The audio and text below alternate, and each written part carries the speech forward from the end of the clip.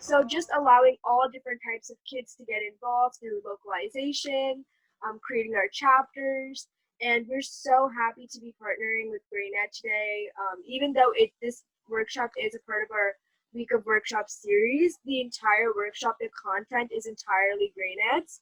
So we definitely recommend that you check out GrainEd. You can text either me or Gary on GroupMe. We can put the website in the chat box also if any of you guys want to check this out or invite friends to come back and do this workshop.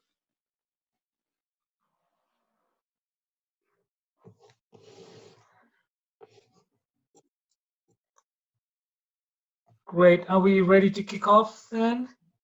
Yeah. If you want to also, I don't know if you have it in your presentation, but if you want to introduce us to yourself.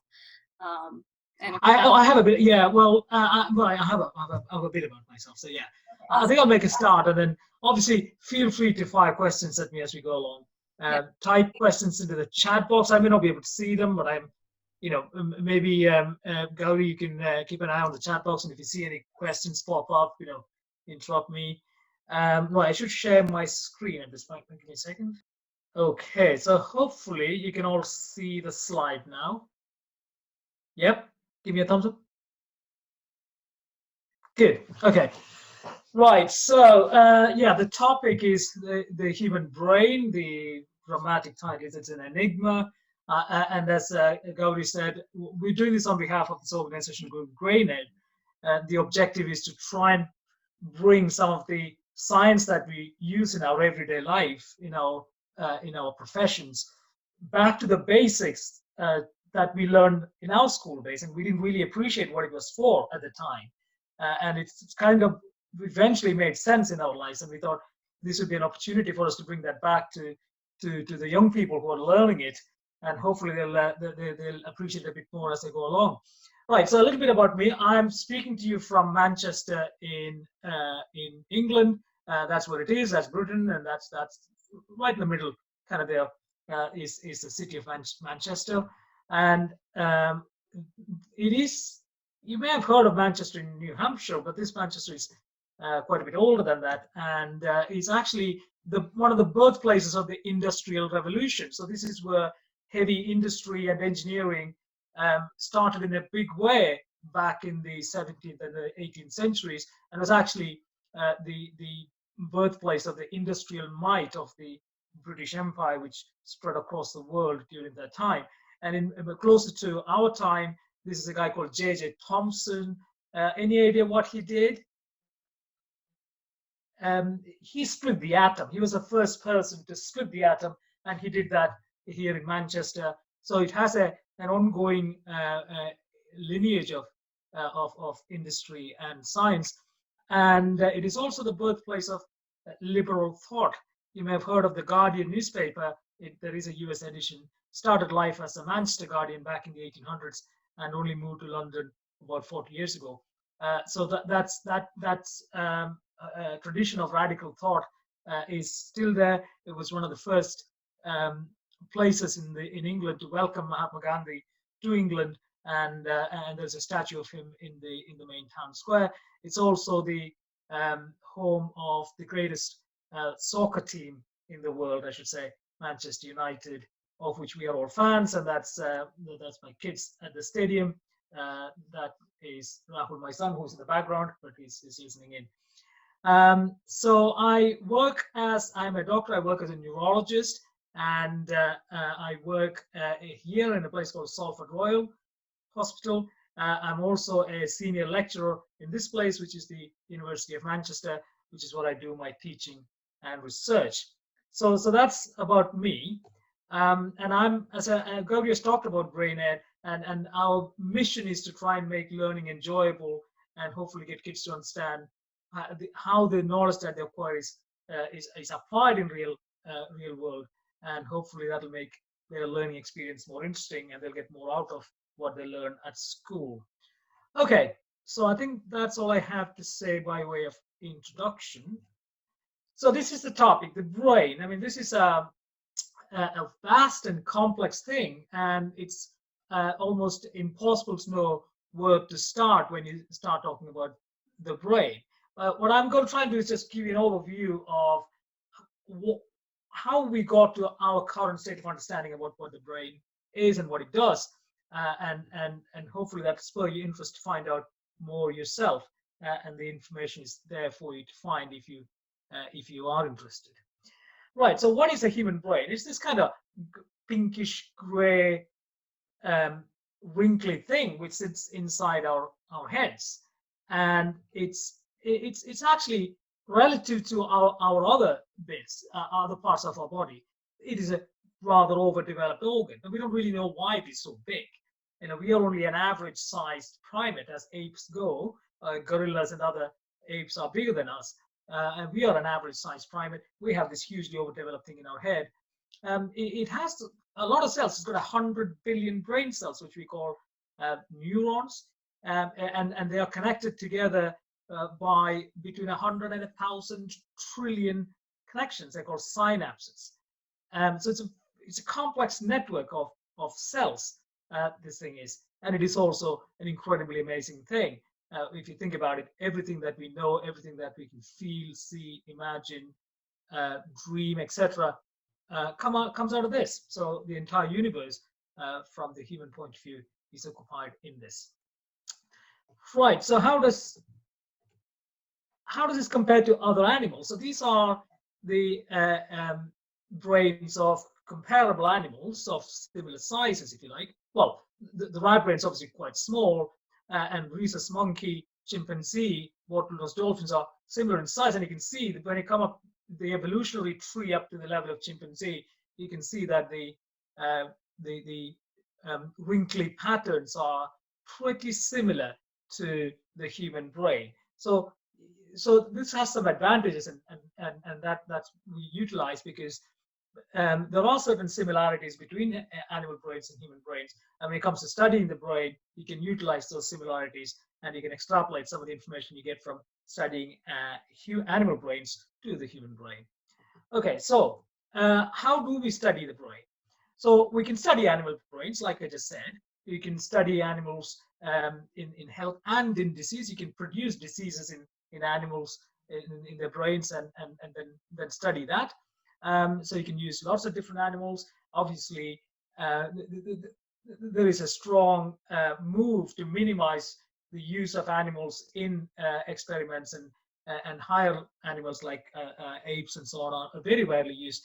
But mice are commonly used in labs. So lower life forms like zebrafish and now fruit flies, which have very simple neurons and so on, are being used. And people who do that are called neuroscientists. Okay, so that's their general title. They're neuroscientists. They study neurons and nervous systems in animals. You can also study abnormalities of human brain, and that's the study of brain diseases. Lots of brain diseases you may have heard about: paralysis or strokes, epilepsy, dementia, or memory loss. These are different types of brain diseases that people develop, and you can study what happens to people who develop these brain diseases and arrive at an understanding of what the brain normally does. And people who do that are called neurologists, and I am one of them. You can also study human brains in normal health. So you can study normal brain functions, everything that you and I do in the course of every day. You learn, you remember, you feel emotions, you feel love, you feel hunger. So these are all things that our brain, sensations that our brains produce, and these are just normal functions. And how do you study those? And they are studied. So the people who study those types of things are generally neuropsychologists. Their job is to study functioning of the normal human brain using various tools that I'll talk about a little bit later on. Right. So the first thing I'm going to talk about is what I do myself, which is understanding the brain through studying a brain disease. And the disease that I kind of specialize in is this this thing that you're just about to see. So you can see that this poor woman is not very well. She's her body is stiffening up. She's emitting a loud noise. and her arms and legs are stiffened up, and then they start to shake, and as you can see, the shaking becomes bigger and more pronounced, and eventually stops.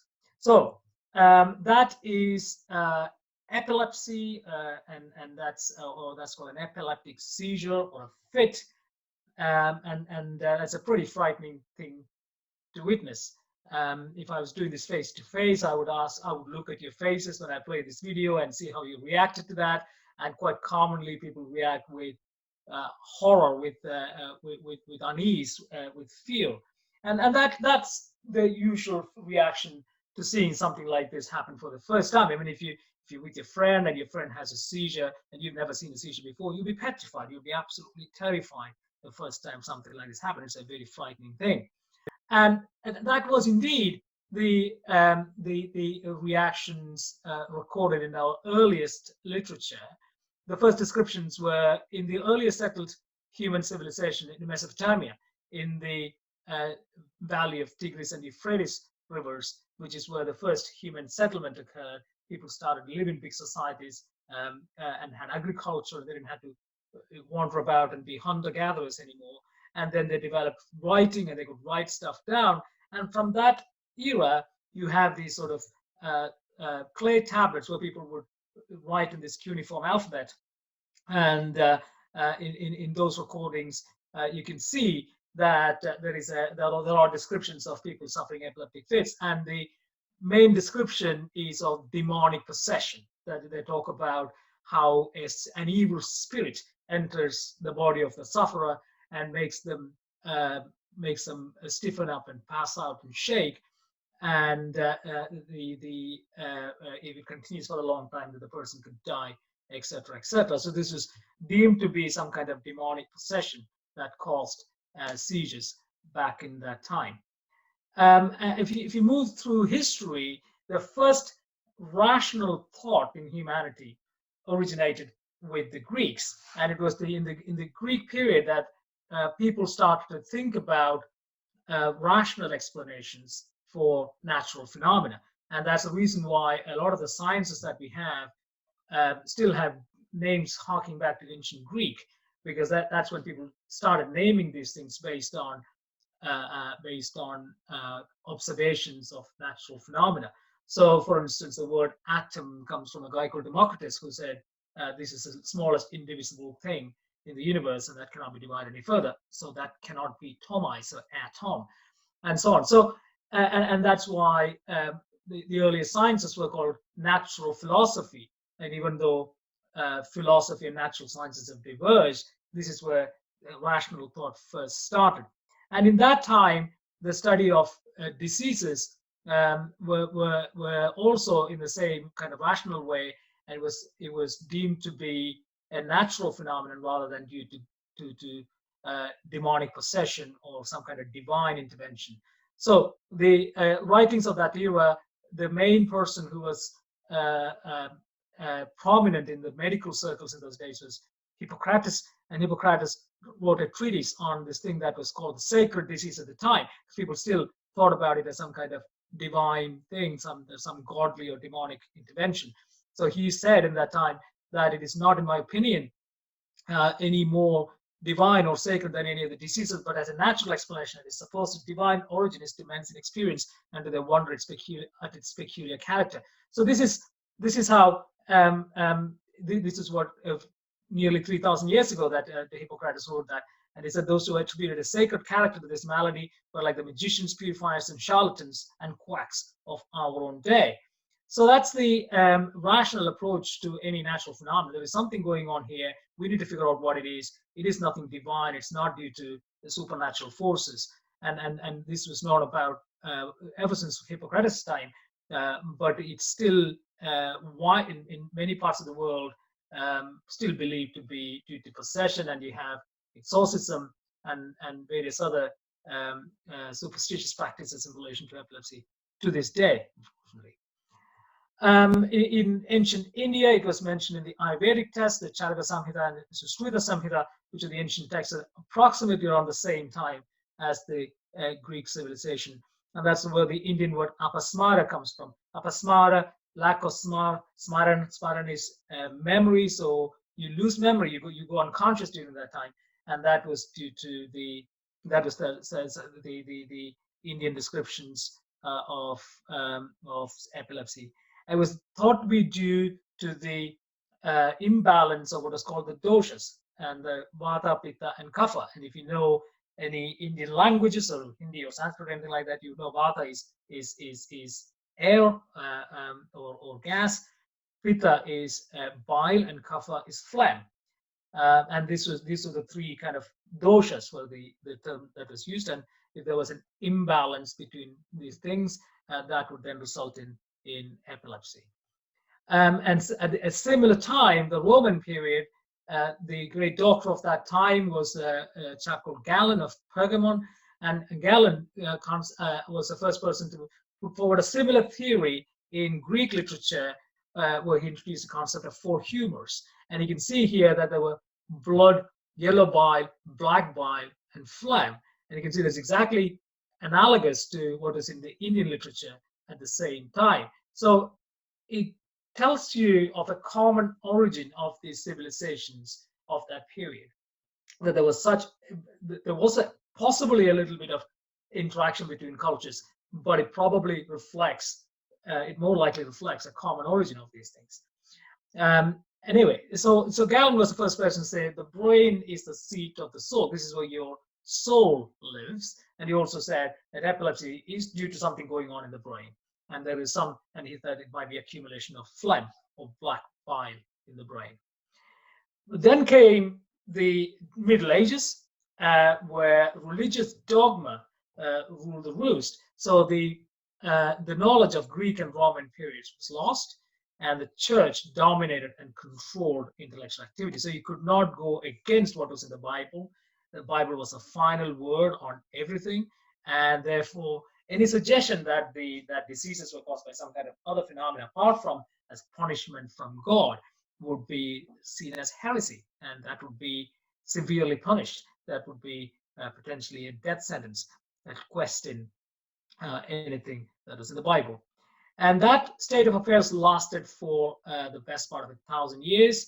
And so here we are. This is a description of epilepsy in the Bible, and it essentially says that this is demonic possession, that Jesus cured somebody with epilepsy by asking the evil spirit to leave the sufferer's body. And this is sort of reversing 1,000 years of progress that had happened going back to Hippocrates' time. Okay, then came the Renaissance. So in northern Italy, people rediscovered the ancient classics from Greek and Roman periods, and that was a rebirth of learning in Europe. That's when people started to learn stuff again, rather than just blindly follow the Bible. And so the Greek philosophy and science were revived, and at the same time, there had been advances made by Arabic and North African physicians and scientists and scholars, and those things were added to the ancient wisdom of Greek and Roman periods, and from there humanity started to make progress. That's when the first vernacular literature in Europe appeared, in German, French, and English literature appeared, and the first European universities were established at that time. And that's when people started wondering how the brain actually works, and this concept of animal electricity was first mooted by this chap called Luigi Galvani. Now you may have heard of Galvani. Anyone heard of Galvani? Yes. Okay, I should bring up the chat function here. That would be useful.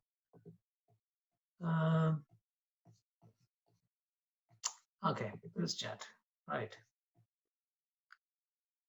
Okay, I'll leave the chat on here. I'll mute all that. Okay, great. So, cool. Yeah, okay. So Galvani, galvanometer, you may have heard of. That is something that you use to measure electricity. But Galvani had no interest in electricity. He was an anatomist. He dissected animals to figure out what they were made of, what their insides looked like. And he was a doctor and a philosopher in Bologna. And he was dissecting a frog and had its leg exposed. And when he touched it with a metal probe, the muscle twitched, and he could see a spark as well. And he was thunderstruck because there was an electric spark, and it made the muscle move. So it's a dead frog, obviously, at that point. But well, if the muscle of a dead frog could move when touched by an electric spark, maybe that's how it moves in life. So he then looked at the nerve and thought, and until that point, nobody knew what nerves were for. People had figured out that arteries and veins carry blood, but what nerves carried, nobody knew. People had proposed that maybe it carried some kind of fluid, maybe some kind of gas, but he suggested maybe electricity flowed through the nerves. And so that was Galvani's major insight, and was completely by chance. And the reason he made that observation was that he was doing this dissection of the frog on a metal table, and that table was wet, and he happened to touch it with a metal probe, and essentially this was the potential difference in the static electricity that had been generated between the metal surface of the table and which was discharged through the frog's muscle when touched by a different metal, was the reason why the muscle twitched. And he tried it in various different ways, such as by hanging out wires to capture electricity from lightning. Benjamin Franklin had already described lightning as electricity at this stage. And then he figured out that if you use two different metal probes, one copper and one zinc, between 2 points on the frog's body, he could generate this muscle twitch and make the leg move. And so he then suggested that if you have two different metals separated by some kind of wetness, some kind of liquid medium, that could generate electricity. And he then published this, and about 40 miles away was this other chap of the same period called Alessandro Volta. I'm sure you've heard of Volta. Everyone has heard of Volta? Yeah. Yep, volts and voltmeter. Well, he's a kind of granddaddy of electricity. He was actually he was a professor of physics in Pavia, which is about 40 miles away. Well, a bit more than actually, 200 miles away. Anyway, so he repeated Galvani's experiments, and he found the same results. He said, if two metals were separated by a liquid medium, you could generate electricity. And he named it galvanic stimulation. So he was the leading authority on electricity in Italy at the time. And it was his observation, well, his confirmation of Galvani's observation, that led to the realization that you could generate electricity in this way. And his insight led to the production of this thing, which was called Volta's cell. So copper and zinc electrodes placed in an electrolyte solution, which produces a potential difference and leads to generation of electricity. And then you stack them all up together, produces a useful way of storing electrical charge. It's called the voltaic pile, which is the first battery or the first cell. So that interaction, that kind of interdisciplinary interaction between an anatomist and a physicist, led to important discoveries in the entire field of electricity as we know it, and the entire field of neurophysiology or neurology as we know it now came out of that interaction between those two people. And there are important lessons to be learned, this kind of interdisciplinary interaction, which leads to insights. So animal electricity took off in a big way. Everybody was talking about it, and the idea that electricity is a life force that makes animals alive, enables them to move and talk and everything else, was encompassed in this work of fiction. Any idea what this is?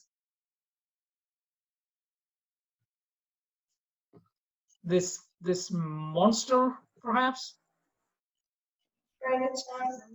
That's indeed, yep, that's it. Frankenstein's monster, Mary Shelley's creation, published 202 years ago, and that was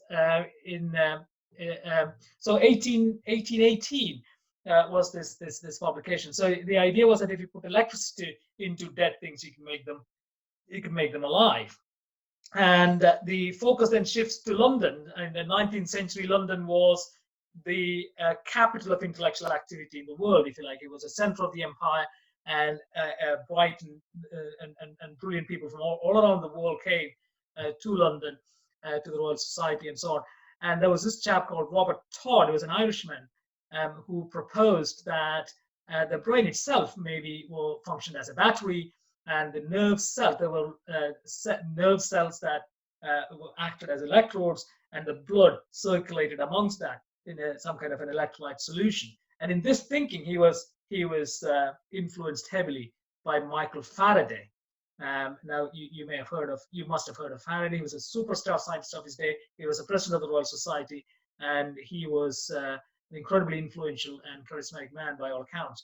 So, and based on Faraday's influence, Robert Todd proposed that in the nervous battery in the brain, we must look at the nature of nervous matter of both kinds, the quality of the blood, and to determine the amount of energy of nervous forces developed. That was his writing. Now, the final proof that there is electricity in the brain came in the first part of the 20th century. So this is in the 1919 to 1920 period, that this man, Hans Berger, who was a psychiatrist, started trying to record electricity emanating from the human brain. So he was trying to do this because he had an extraordinary experience. He was a soldier in the First World War, and he was riding along on his horse, and his horse bolted, and he was thrown off, and he landed in front of a horse-drawn wagon, and he was about to be crushed to death. Essentially, he was going to be run over, and he screamed out in fear and panic, and luckily the driver of the horse team managed to stopped him, and he was not trampled or run over, so he didn't die. He broke his leg, however, and he was in the military field hospital with a broken leg. And then he received a letter from his sister saying, "Hans, I had a dream that he fell off your horse and broke your leg." And he then concluded that his agonized scream at the point of what he thought was certain death had in some way traveled across many miles from the war front to his sister's brain in Germany, and he thought there was some kind of extrasensory perception going on. So he started trying to record signals emanating from the human brain, and some electrical recording equipment had already been made, and this was the electrocardiogram, the equipment to record electrical activity from the heart. And he modified that and spent about 10 years trying to record electricity from the human brain, and in the end succeeded in recording that. But of course, this was not traveling across many miles. This was a very low level of activity, which could just about be picked up by applying electrodes to the scalp of an individual with a lot of amplification and filtration. But that was his contribution, which is what we still use. So we place electrodes on people's heads like this, and then connect it to an amplifier and connect it to a recording computer, and then we record this kind of squiggly lines, which is what we call the electroencephalogram, or the EEG. And this is the tool that I use on a daily basis when I assess and treat my patients with various disorders of brain, particularly epilepsy. And in somebody who's having an epileptic seizure, so the previous page was the normal electrical activity of somebody who's maybe a little bit sleepy but otherwise okay, and this is an epileptic seizure, as you can see, very different. Okay, so how does electricity occur in brain cells? So that's an interesting question, which we now come back to, and essentially what we have is that every cell has something called a membrane potential, right? And so, as you can, I'm sure you all know already that a cell is bound by a cell membrane, and that cell membrane has an electrical potential across it. It's the inside of the cell is negative in relation to the outside, and this, how does that happen? Because there are some pumps that sit on the cell membrane, and they're constantly pumping sodium ions, which are Na++, which is essentially a positively charged ion being pumped out of the cell, and at the same time pumping potassium ions into the cell. So that's also a positively charged ion. So normally they should balance each other out, except this pump that sits on the cell membrane pumps 2 sodium ions out for every 1 potassium ion it pumps into the cell.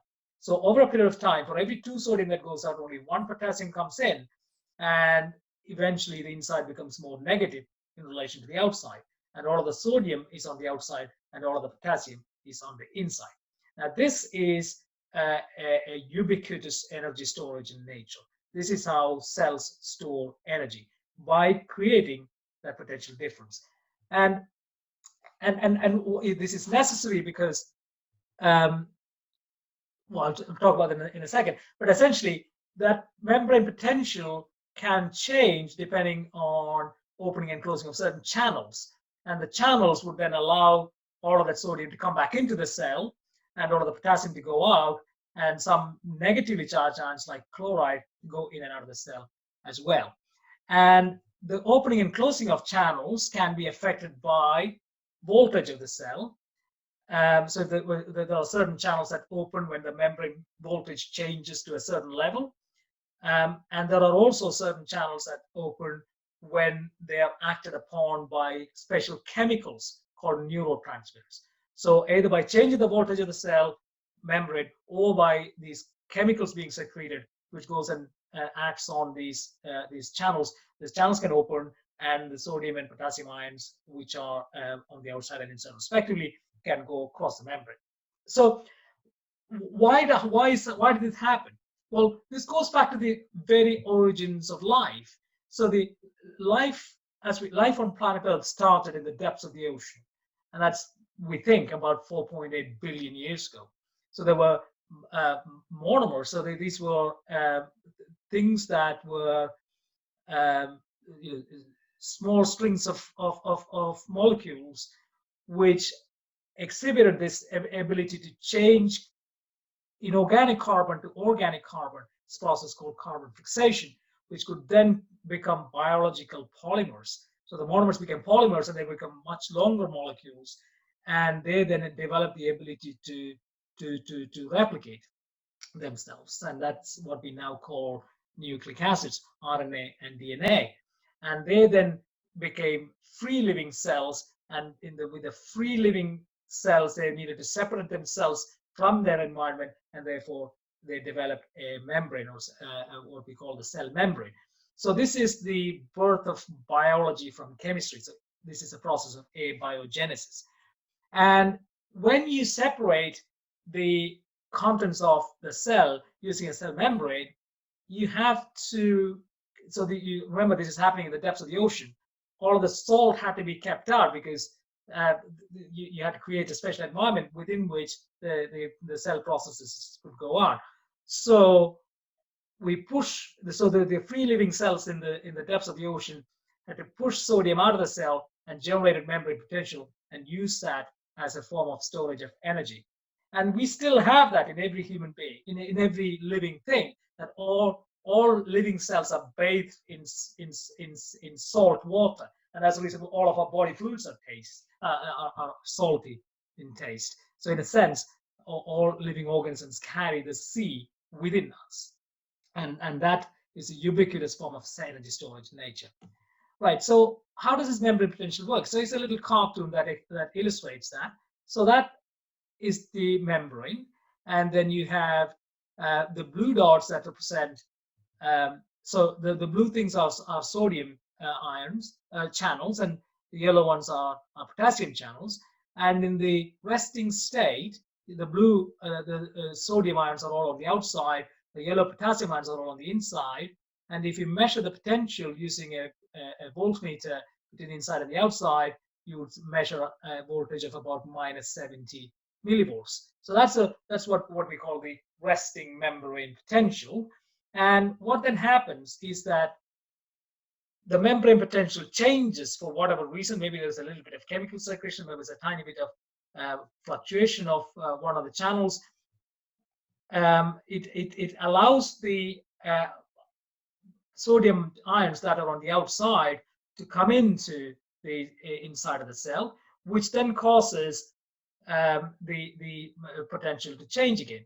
And as I said earlier, some of these channels also open when exposed to certain chemicals called neurotransmitters. So this is what that looks like. So you can see these channels are opening for a brief period of time, allowing the sodium ions to come in, and that causes the membrane potential to change. As you can see here, what is at -70 suddenly goes straight up to past 0 to plus 30 or 40 millivolts, and then starts to come down very quickly as the sodium channel closes and the potassium channel opens and pushes all the potassium out, and therefore restores that negativity on the inside.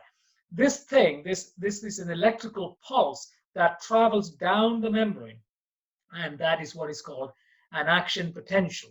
So the membrane potential, which is very briefly reversed, and that propagates along the membrane in all directions, and that is a nerve impulse, if you like, an electrical impulse that travels down that nerve, and that is called an action potential. Okay, so that's a firing of the cell, if you like, and that is an all or none phenomenon. Either happens or doesn't happen.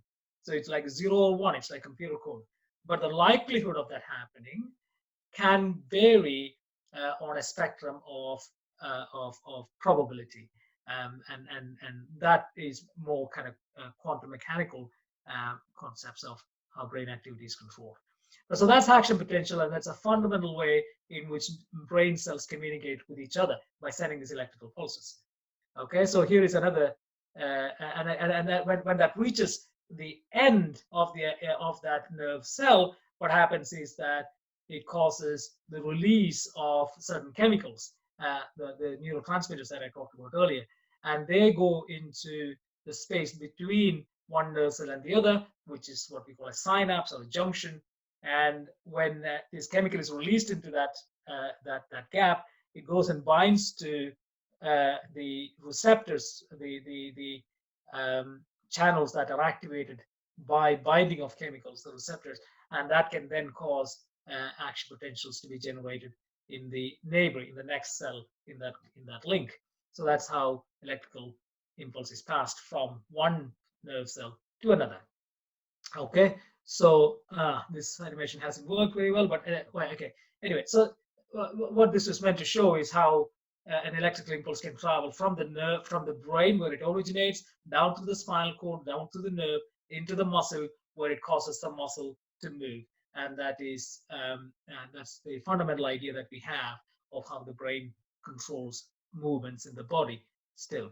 Okay, so during the course of the 20th century, the last century was very big in terms of advances made in understanding how action potentials are generated.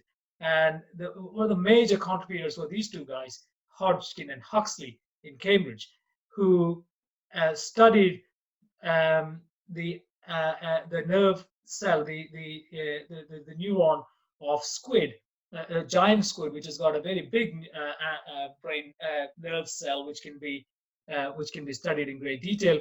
And they managed to develop this technique called patch clamping, where they could study the influx and outflux of ions from a single channel, and could figure out exactly what the equilibrium was and what the potential differences would be, to the point that they were able to write down the mathematical equation of a neuron. So they produced the first mathematical model of a neuron in 1954, and they won the Nobel Prize a few years later for that. So just to recap what we said, we approach this from the point of view of epilepsy because that's what I do. And when you think about how people figured out what that was due to, it was really about understanding that it is some kind of natural phenomenon that's going on. We're not going to blindly accept that this is some kind of a superhuman or otherworldly phenomenon. And you ask questions and you figure out ways to answer those questions, and then build and you search for rational truths, and then you build on the achievements of people that have gone before, overcoming any fear and awe and setting aside dogma, and then you make progress and you understand, and that brings benefits to all of humanity. So that was my first part, All right, so I'll just go straight on to part 2, which was in previous times I've kind of done this as 2 parts. But anyway, so this was a bit of recap of what I've just talked about. I mean, if you, okay, let me just whisk through that a little bit more quickly. So we talked about membrane potentials and how action potential is generated and how synaptic things happen. And then, so the idea that brain is composed of nerve cells had been suspected but not proven until the first few years of the 20th century, when this man Santiago Ramon y Cajal managed to create very beautiful drawings of how the brain is composed of layers of cells which are interconnected in very complex patterns. And they are very beautiful drawings, and he has these exhibitions still of Cajal's drawings called Butterflies of the Soul. And from that, what we understand is that this is a kind of basic idea of how the brain is wired. You have this big pink purple thing. Is what's called a pyramidal cell. It's the biggest cell you can see here. That's the biggest cell in the gray matter of the brain. And so I should probably just point out that, yeah. So in this here, you can see that the brain has this kind of 2 parts to it: the gray matter and the white matter. The gray matter is on the outside, and as the name suggests, it's a bit gray in color when you cut it up, and that's where all the brain cells are. So those are the batteries, if you like. And they are connected to each other by these long processes called axons, which are like a filament of that cell, which run between areas of the brain and also from the brain down to the spinal cord and lower down. And that's all the cabling that you can see here, which is called the white matter of the brain. So that's the fundamental idea of a brain's a neuron, which is the cell body which sits in the gray matter of the brain, and this axon that sits in the white matter and connects to other parts of the brain or down to other parts of the nervous system further down. And the idea here is that you have this big cell here, which has its axon that goes down to wherever it goes to, and there's a complicated system of connections that determine whether this cell fires an action potential or not. Okay, so you have these these connections that either cause the membrane potential to become less negative, i.e. cause excitation or make an action potential more likely, and balanced by a system of inhibition which keeps it suppressed or less likely. And there's this balance that always exists. And yeah, so you have this action potential that arises at the end of the neuron, the axon, the synapse, releases these chemicals which causes these changes to occur in the other cell, and that can either cause excitation or inhibition. And that's the idea. But how does a network created from these cells generate all of these things that we do with our brain? Our movements, our sensations, our thoughts, emotions, words, imagination, etc., etc. How does that happen? Well, there's some things we can understand by studying diseases of the brain. So, for instance, when people develop these sort of brain diseases and sadly die, they are subject to post-mortem examination, and nowadays it's pretty routine. But back in the day, when dissecting dead bodies was seen as a sin or some kind of something that was against God, it was obviously quite dangerous to do, and people were put to death for things like this. But so you can discover a lot about what the brain was doing by studying these types of problems that happen in the brain. Nowadays, over the last 40 years, we've been able to do scans, so we don't even need to cut the head open.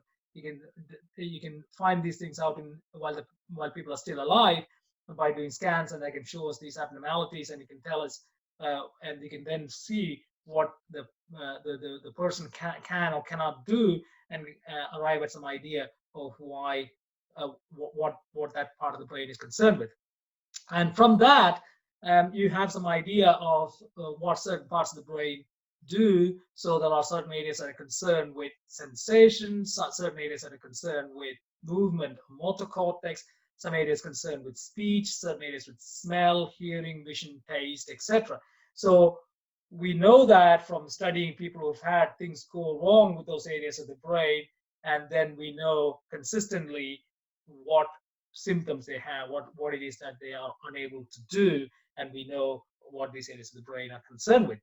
And from this comes the idea that there is a certain representation of every single function of the body along certain areas of the brain.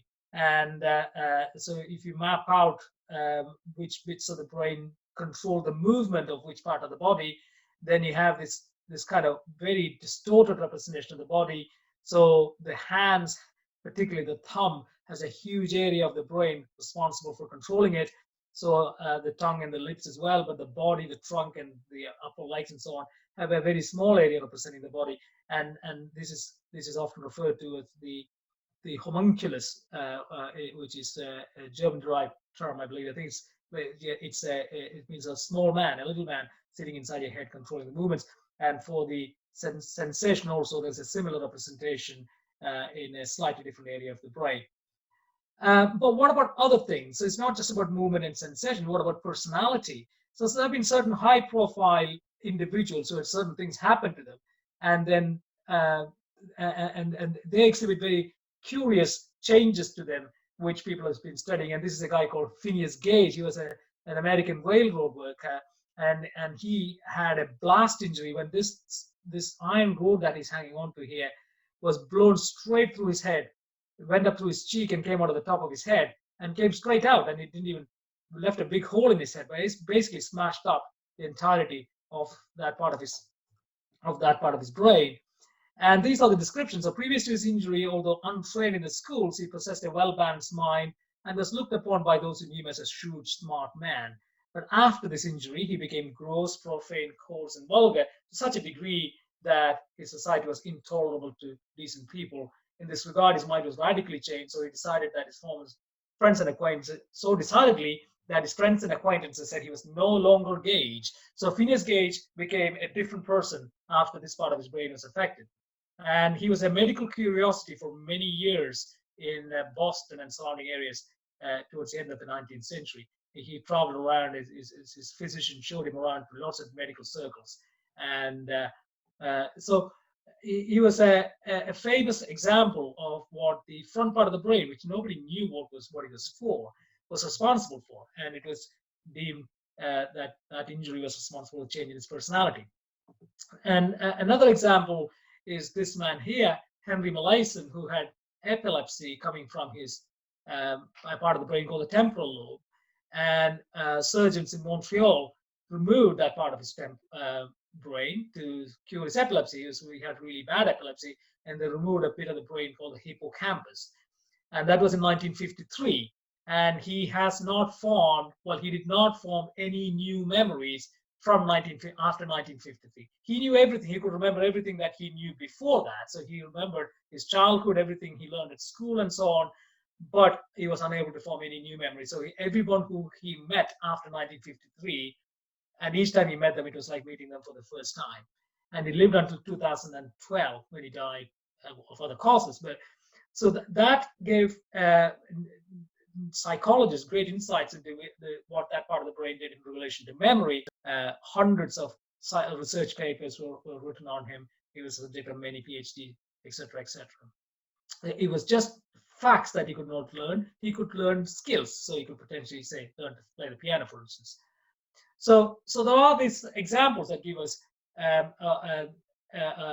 insights into what different areas of the brain does, and there are certain pathologies that you can see under the microscope. But in the majority of things that we see in terms of things wrong with the brain, like learning disability or psychosis, the brain looks entirely normal. So even under the microscope, the brain looks entirely normal. So they were talking about people who have significant problems with the way their brain works, but we can't see anything wrong with it. And we then have variations of normality. I mean, people who are intelligent or less intelligent, people who are depressed or not depressed, or sad or radical, or there are all these differences that exist amongst us, which are not diseases, but there are significant differences. How do you explain those? So in other words, how do you generate the entire universe of human experience from within the brain? And clearly, it is not one part. There isn't an intelligence part of the brain, or a sadness part of the brain, or a an imagination part of the brain. So that's something that evolves from all of this stuff. And that's really where we are at, well, we were at maybe at the start of the 21st century, in terms of working out what is happening in the brain. And it turns out that this model that we have for explaining what is happening at the level of the neurons in terms of the electrical and chemical changes isn't really enough to explain what is happening in the level of the whole brain. So this is an EEG showing an epileptic seizure. So how does this stuff that is happening at the level of the neurons translate into this abnormal electrical activity of the whole network? And in other words, or taking it a level higher, why does that epileptic seizure happen to this person at this time? And then what effect that does that have on the individual's brain and their functioning in general? So it evolves quite a long way from what we know about electricity being generated in brain cells. And this is really the idea of emergent phenomena. Okay, emergence is where things arise from interaction of smaller and simpler entities, and those entities do not have such properties.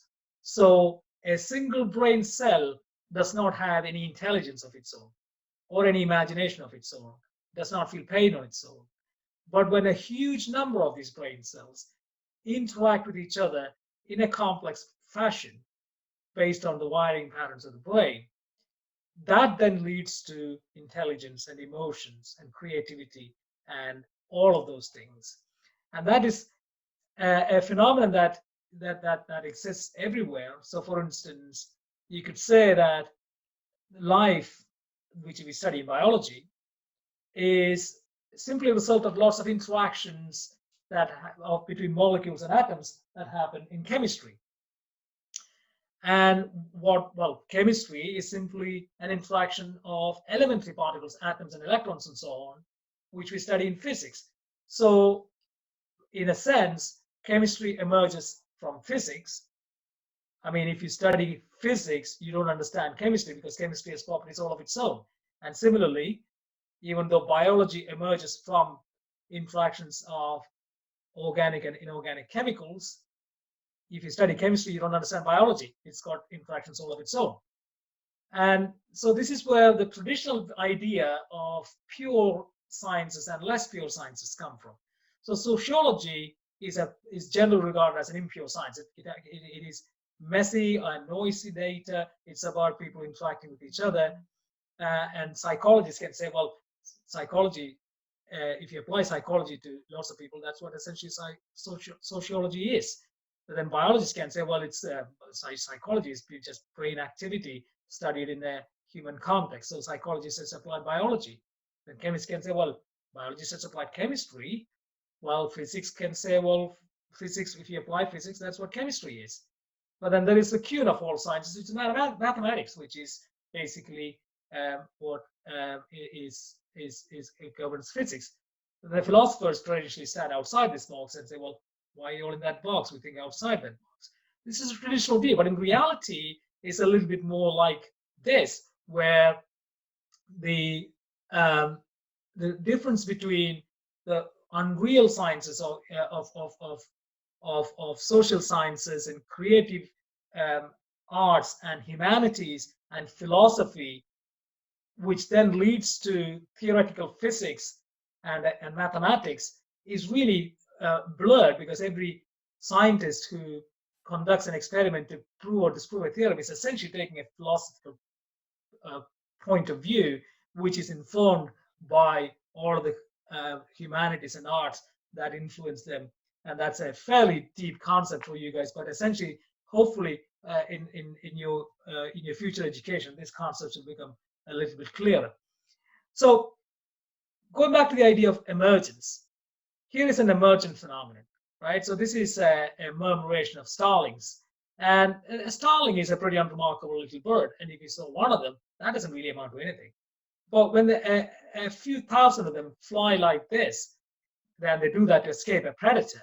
This is one of the most stunning things you can ever see. This incredibly complex patterns that shift across the sky in incredible beautiful, beautiful and emerging. So it's a complex phenomenon. And each bird does a fairly simple thing.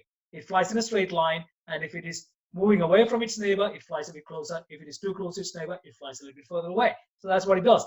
But when it does that simple thing, the flock as a whole exhibits this kind of complex phenomenon. And you can study all the starlings you want individually. You would not be able to explain or predict the behavior of the whole murmuration when it does that. So it's an emergent phenomenon. So the components follow a simple rule, but the system exhibits complex behavior. And that's very much as here is another one. So traffic jam. So sometimes traffic looks like that, and sometimes like on the right. You can study everything about cars. You might be the most skilled mechanic in the world. You still wouldn't be able to predict or control or know anything about traffic jams, because traffic jams are an emergent phenomenon of lots and lots of cars interacting with each other. So we take the same view to biological sciences now, and there's the idea of systems biology, which is to analyze and model complex biological systems, and that focuses on interactions within biological systems. And when you apply that to brain research, you have this idea of a network neuroscience, where the brain is viewed as a network, and you study the interaction within that network. And there are lots of technologies available. I'll briefly tell you a little bit about that towards the end if we have time. Lots of technologies available that allows us to map out that network, and then you can study the behavior of that network. Now, of course, if you have a network, well, you don't really even need any real life data. You can simulate the network inside a computer and then study the behavior of that network over time. And that's the world of computational neuroscience, which is mathematical modeling and abstraction of brain networks. And that's very much where that field is now going from in the last 10 years of network neuroscience and computational neuroscience is where things are going, with increasingly powerful computers and computing power available worldwide. So we can map out the connections within the brain using advanced scanning, and they can construct networks using various mathematical approaches, which allows us to compare the wiring of the brain across groups of people, and that shows interesting patterns in terms of differences between health and disease. The idea of network behavior of the brain, of network neuroscience and network biology in general, is not just something applied to biological sciences. It's prevalent everywhere. So, for instance, social networks. You may have heard of the small world network phenomenon, that you're only separated from any other person in the world by 6 degrees of separation, and you can recognize these patterns where some people have lots of connections, some people have fewer connections, some people are connected very closely to people around them, some people have long range connections, and this idea of a small world network is is widely observed in nature, widely observed in a lot of natural systems. And you also have this idea of brain networks and comparing networks across different types of complex networks is very much where this is going. And this is my current research, which is basically looking at electrical signals. That's me wearing a high density EEG. So I'm 256 channels of EEG being recorded. That's my PhD student. And so that's the squiggly lines that you get. And that's the EEG that I showed you earlier. So when you record the EEG like that, well, what do you do with that? That's very complicated and very messy. And it's not just real life. You record any complex signal from anything. I mean, you can record the financial markets, that you can track the stock exchange for a while, or the earthquakes across the USA, or weather patterns. You probably get something very similar to what you see here. It's a complex signal, and that's just nature. That's just a normal phenomena. But there are some mathematical techniques that can be applied. So this guy, Jean Fourier, said that any signal can be represented as sum of sine waves and cosine waves. So you may be familiar with the unit circle definition of sine and cosine, and that then leads on to the generation of sine and cosine waves. And even if this looks like a messy set of squiggly lines, you can break it down into a certain number of sine and cosine waves, which can then be added up in certain quantities to produce any of these complex signals that you can see. And once it's broken down into its components, frequencies, you can construct a network by using these mathematical techniques of what is called graph theory, and you can compare across sickness and health and so on. So that's what I'm currently engaged in. That's just a brief overview of the field and where it is hopefully going to go in the future. So I think I'll stop there.